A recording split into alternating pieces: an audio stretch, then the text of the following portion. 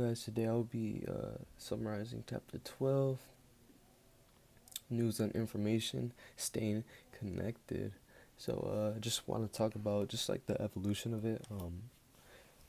Early on, it was the corporate news press. It helped agencies and it supported multiple newspapers.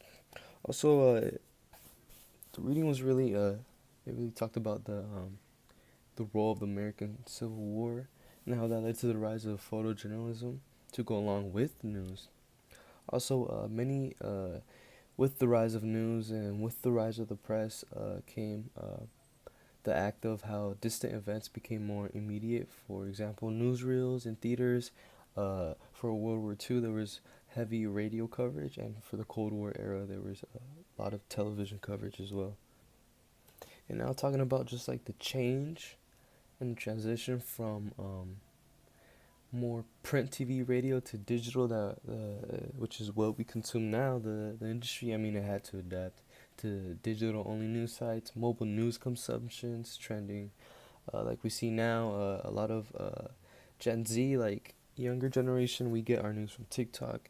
As to back then, it was mostly news, radio, newspapers. Like now, we've really seen the decline of the amount of people that actually read newspapers and the amount of young adults that actually get their news from these social media apps.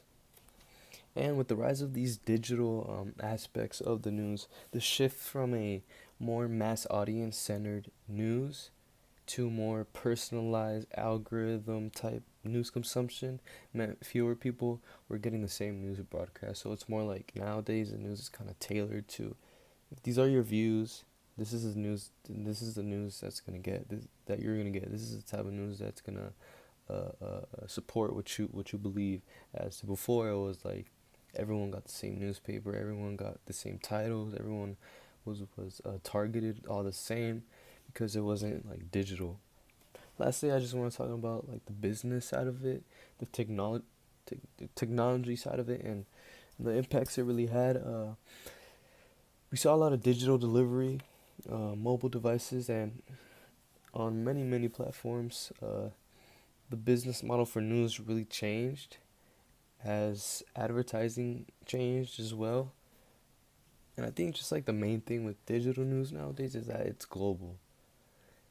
It isn't just local or national. Like the news that we get here, anyone can see. Everyone is just kind of tuned in, and it's instant, and it's really just competitive, especially for these companies that make a living off this. It really does get competitive, and why it matters is just like the way news is gathered and spread affects public opinion, political engagement, etc. And then for us, the media consumers, uh, just knowing how news works and just helping you understand how information flows. That's just what we really need to know, especially as uh, uh, um, if you're starting a brand or if you're starting a organization. Just knowing how audiences receive it and how credibility is built and lost.